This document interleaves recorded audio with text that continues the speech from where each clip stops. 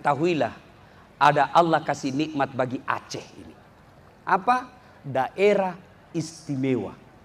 Istimewanya apa, Ustadz? Menegakkan syariat Islam.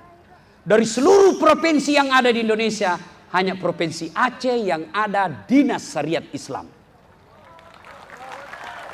Ini nikmat.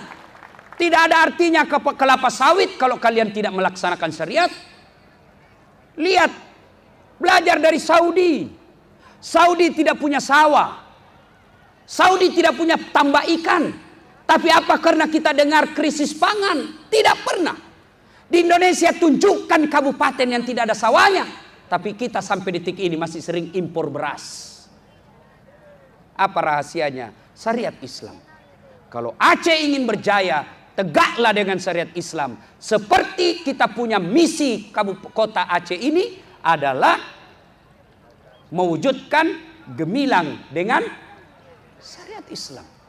Tegakkan syariat Islam, Pak. Allah janjikan, ini bukan janji kampanye. Ini bukan janji pilkada. Ini bukan janji pilcaleg. Apa janji Allah?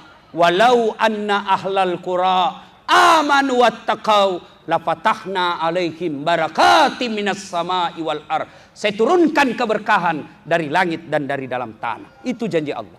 Jadi resepnya, Bapak Wali Kota tidak usah cemas tidak ada sawit, tidak usah cemas dengan tidak ada tambang, tidak usah cemas dengan tidak ada kopi. Yakinlah, tegakkan syariat Islam. Allah yang urus rezekinya masyarakat Aceh. Yang kedua, keistimewaan Aceh dibanding dengan provinsi lain. Apa? Provinsi Aceh diberikan kesempatan dan dilindungi undang-undang untuk bikin partai politik lokal. Demokrasi yang khusus. Syukuri itu. Dengan cara apa? Laksanakanlah dengan sebaik-baiknya. Berdemokrasilah dengan sebaik-baiknya. Jangan gara-gara pilgub, pilkada, pilkades, pilcaleg, lalu kita bermusuh-musuhan. Jangan gara-gara nanti pilgub bermusuh-musuhan. Jangan. Bermusuh-musuhan tidak dicintai Allah. Demokrasi adalah pesta. Pesta bersenang-senang. Tidak ada orang ketika mau datang pesta cemas. Begitu kita dengar kata pesta, yang ada di otak kita senang-senang. Tidak ada pesta pengantin. Tidak ada orang mau pesta pengantin cemas. Kecuali yang ada selingkuhannya dan dibawa istrinya. Cemas dia.